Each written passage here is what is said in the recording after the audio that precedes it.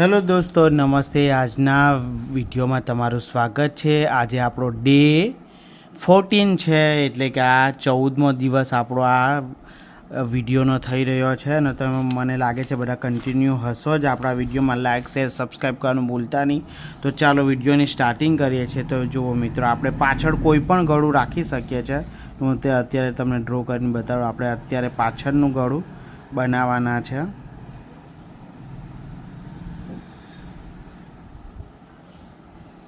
તો જોઈ શકો છો, આ કમર છે, આ સ્લીવ છે, અને ગળું મારે રાખવું છે. આ મારો બેલ્ટ 3 ઇંચનો આવશે, અને આવું મટકા શેપમાં મેં બનાવવાનો છું બ્લાઉઝ. થોડું સરખો શેપ આપી દઈએ. નીચેથી રાઉન્ડ જ આવશે આવી રીતના, બરાબર છે. તો આવી બ્લાઉઝ આવશે. અહીંયા દોરી આવી જશે, જોઈ શકો છો, બરાબર છે. તો આવો છે, અને આ એનું માપ છે. તમારે લખવું હોય તો લખી લેજો. ફૂલ શોલ્ડર છે 13.5 ઇંચ, અપર ચેસ્ટ 30 છે, ફૂલ ચેસ્ટ 31 છે, વેસ્ટ 24 છે, અને ફ્રન્ટ લંબાઈ 13.5 ઇંચ, અને પાછળની લંબાઈ 12.5 ઇંચ, અને અપર એપેક્સ છે એ 9.5 ઇંચ, અને નેક ડીપ છે એ 7 છે, અને પાછળનું તો મેં 3 ઇંચ અહીં પટ્ટો આપણે રાખવાના છે, એ મેં અહીં લખી દીધો છે. અને આનું છે જે આપણે અત્યારે આ બધું કેવી રીતના કરવાનું તે આપણે આ ડ્રોઈંગમાં જોઈ લઈએ. તો જો આવી રીતના કંઈક છે. તો ચાલો સ્ટાર્ટ કરીએ વિડીયો આપણે. તો આપણે છે ને પહેલાં તો જો મિત્રો, નીચે એક સ્ટ્રેટ લાઈન આપી દઉં. અત્યારે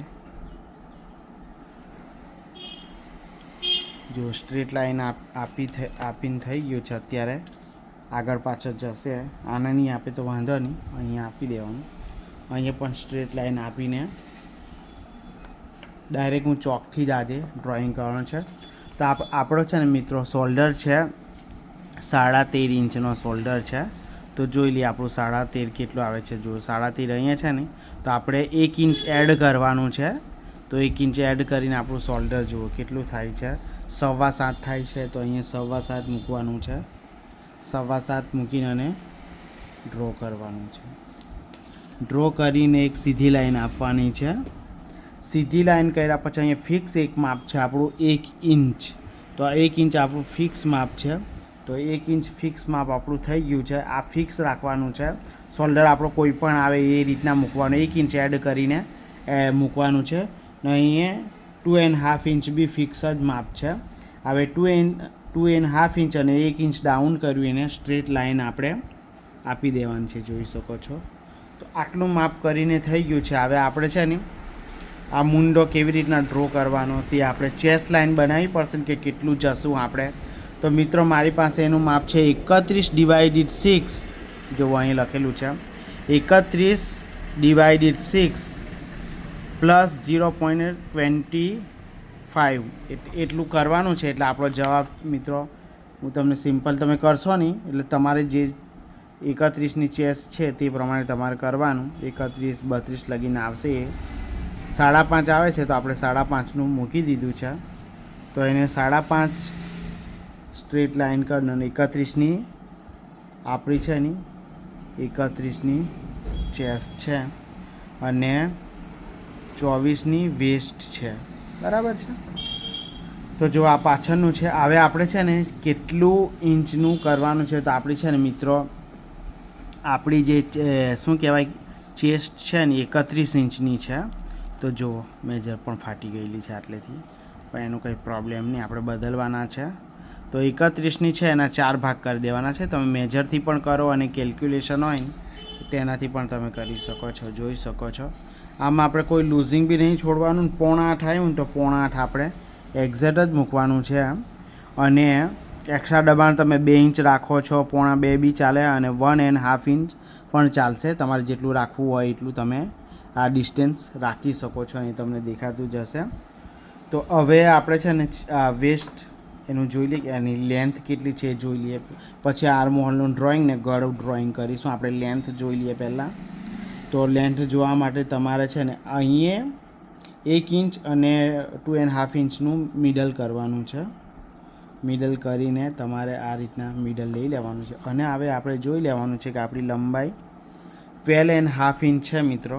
જો 12.5 ઇંચ તો 30.5 ઇંચ આપણું હોવું જોઈએ. તો આપણી લંબાઈ અહીંયા થશે. જુઓ, તેને તમારે સ્ટ્રેટ લાઈન આ રીતના આપી દેવાની છે.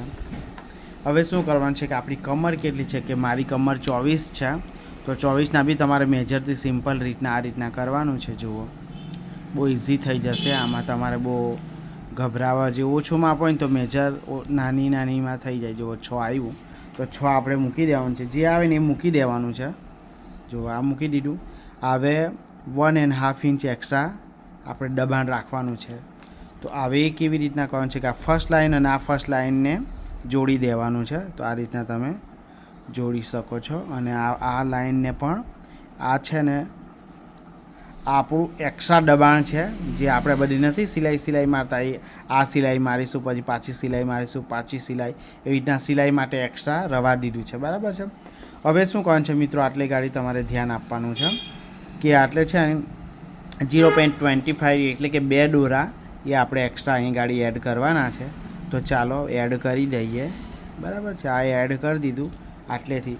હવે મેજર જેવી ક્રોસ જાય એવી ક્રોસ તમારે સીધી જ આ કેવું ક્રોસ જાય ને એવું જ મૂકવાનું. જો અહીંયા સ્ટ્રેટ કરી લેવાનું અને અહીંયા પણ સ્ટ્રેટ કરી લેવાનું. અને આને આ રીતના થોડું મિલાવી લેવાનું. આગું પાછું બહુ નહીં થવું જોઈએ.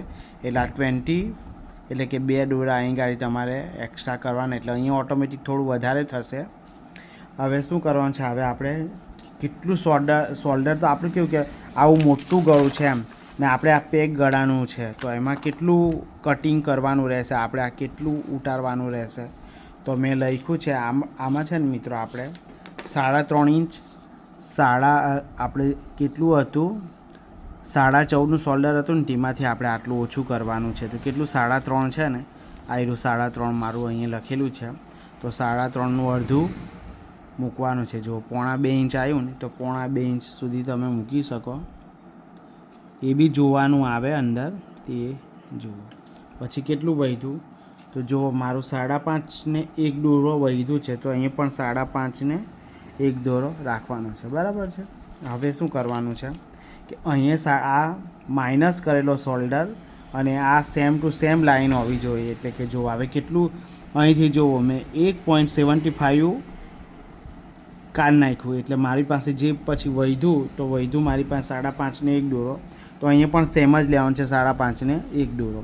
હવે આ લાઈન અને આ લાઈનને સ્ટ્રેટ આપણે કરી દેવાનું છે. લાઈન સ્ટ્રેટ લાઈન એમ આ સ્ટ્રેટ લાઈન કરીને થઈ ગયું. તો હવે આનું મિડલ કરવાનું છે. આ બેનું કેટલું મિડલ થાય તો આપણે આ રીતના જોવાનું. સિમ્પલ મેજરથી જ આપણું બધું બહુ આસાનીથી કામ થઈ જશે. મોટું માપ આવે તો આપણે થોડું ગૂંચવાવાય થઈ જાય, બાકી એમ તમારે કંઈ ગૂંચવાય નહીં. અહીંયાથી 1 ઇંચ આપણે આવી ડોટ વાળી લાઈન તમે કરી શકો. અને 1 ઇંચનું જો આ જ્યાં ખૂણો પડે ને ત્યાંથી જ આપણે કરવાનું છે 1 ઇંચ. હવે આ પોઈન્ટને એમ મૂંઢો કરવાનો. તો જોઈ શકો આવી સ્કેલ હોવી જરૂરી છે તમારી પાસે. પછી શું કરવાનું છે, આ પોઈન્ટ અને આ થોડું મિલાવવાની કોશિશ કરજો. જો એમ નહીં મળે, જો આ નહીં મળતું તો જ્યાં મળી જાય ને તે કરવાનું છે આપણે. બસ આવી રીતના જો આ મળી ગયું, આ મળી ગયું અને આ મળી ગયું. એ રીતના મલાવીને આ રીતના તમે ડ્રો કરજો. કેટલું સરસ થઈ ગયું.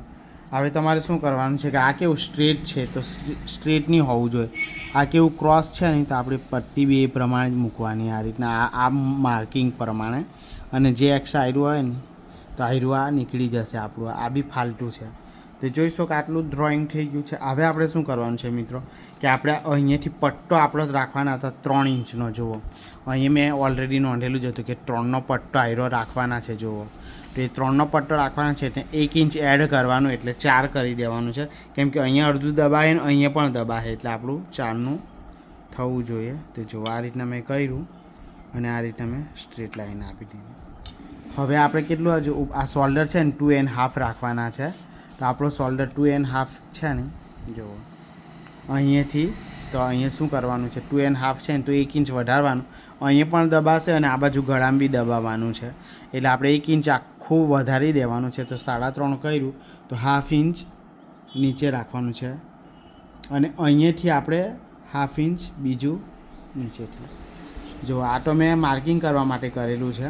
હવે આ માર્કિંગ ને આ માર્કિંગને જોઈન્ટ કરવાનું. જુઓ અહીંયા મેં 1/2 ઇંચ કર્યું છે, આને અત્યારે નહીં ગણતા, 1/2 ઇંચ મેં કર્યું ને તો શું કરવાનું છે અહીંયા ધ્યાન આપજો તમે. હવે આ માર્કિંગ ને આ માર્કિંગને સ્ટ્રેટ આપી દેવાનું છે આ રીતના. જુઓ આ મેં સ્ટ્રેટ, એટલે હવે આમાં શું થશે કે આયુર્વેદિક એક્સ્ટ્રા છે ને આ બધું નીકળી જશે, આ પણ નીકળી જશે. જો આખું જ આ નીકળી જશે, આ નીકળી જશે, આ પણ નીકળી જશે. હવે બીજું 1/2 ઇંચ નીચે રાખીને આપણો મેં શોલ્ડર કીધું ને કે ભાઈ આપણો અડીનો છે તો 1 ઇંચ વધારવાનું, તો એ અહીંયા સેમ મૂકવાનું છે 1/2 ઇંચ નીચેથી જ. જુઓ બરાબર થઈ ગયું આ કમ્પ્લીટ 3.5નું. હવે અહીં કેટલું વધ્યું કે 2 ઇંચ વધ્યું. 2 ને 1 દોરો માની શકો તમે, 2 ને 1 દોરો. હા 2 ને 1 દોરો છે. અહીં તમારે 1/2 ઇંચ તમે વધારી શકો. 2 નો 1 દોરો તો 2.5 નો 1 દોરો તમે વધારી શકો છો. હવે શું કરવાનું છે મિત્રો, આ ને આ લાઈનને સ્ટ્રેટ આપી દેવાનું છે. જુઓ જો સ્ટ્રેટ લાઈન કરીને થઈ ગયું. હવે શું કરવાનું છે, ગળાનો શેપ તમે તમારી રીતના પણ આપી શકો છો. આપણે જોઈ લઈએ કે આનું અડધું કરીને કેટલો શેપ થાય છે. એનું બી અડધું કરી દેવાનું. અત્યારે તો રાઉન્ડ આપી દઈએ, પછી મટકા શેપ બી આપણે કરીએ. જો પહેલાં તો આ મેં રાઉન્ડ શેપ આપણો થઈ ગયો. હવે આપણે મટકા શેપ બનાવવું છે ને મિત્રો, તો થોડો રાઉન્ડ શેપ અહીંયા આવવો જોઈએ આપણો. આમ કરીને અહીંયાથી પછી આ રીતના તમે ઊંડો શેપ આપી શકો. આ રીતના જુઓ તમારા હાથથી તમે કરશો, રાઉન્ડ શેપ હોતો ને તો પછી આટલો જ આવી જશે. એમ રાઉન્ડ હશે તો આટલે સુધી આ કમ્પ્લીટ આવી જશે. આવો લેવો હોય તો બી ચાલે, આવો લેવો હોય પણ મટકા શેપમાં થોડું એમ મટકાનો જેવો શેપ આવે, એટલે કે આના જેવો આવો ઊંડો જ થોડો શેપ અહીંયાથી એમ ઊંડો આવી જાય એમ આ રીતના. તો એવો શેપ મેં રાખવાનો પ્રયત્ન કર્યો છે. જુઓ હવે અહીંથી તમારે શું કરવાનું છે કે અહીંયાથી કાપી લેવાનું છે. સેમ અહીંયાથી જવાનું છે, અહીંયા જવાનું છે ને અહીંયાથી જઈને આ અહીંયાથી આ શેપ પ્રમાણે કટિંગ કરી લેવાનું છે. તો જોઈ શકો કેટલું ઇઝી તરીકે આટલું ડ્રાફ્ટિંગ થઈ ગયું. તો તમને આજનો આ પાછળની બેકનો વિડીયો કેવો લાગ્યો અને તમને આ સિમ્પલ પ્રોસેસ તમને ખબર તો પડી ને, તો મને તમે કમેન્ટ કરીને જણાવી દેજો. તો આજનો વિડીયો અહીં જ રાખીએ. કાલે પાછા આનો બેગનો વિડીયો લઈને આવીશું, ત્યારે હું તમને આગળ કેવી રીતના કરવાનું છે, તો એ આગળનું આપણે પ્રિન્સેસ કટ આવવાની છે બ્લાઉઝ, તો આ રીતના એમાં પણ આવશે. આ રીતના રાઉન્ડ શેપ રાખી શકો. હું તમને થોડું બતાવી દઉં. જો આવી રીતના પ્રિન્સેસ કટ આવે, અહીંયા આવી રીતના દાંત આવી જવાનું છે અને ઊક આગળ રાખવો હોય તો ઊક આગળ આવી જશે આવી રીતના. તો આ રીતના આવશે. તો એ વિડીયો જોવા માટે તમે કહેજો. તમારે કઈ સાઇઝ શીખવી છે એ પણ કહેજો. મેં અત્યારે તો 31ની ચેસ કરી છે, પણ તમે જે કહેશો એ પણ કરીશું. તો જોઈ શકો છો. તો ચાલો bye bye. Like share subscribe કરવાનું ભૂલતા નહીં. તમે કમેન્ટ ચોક્કસ કરજો.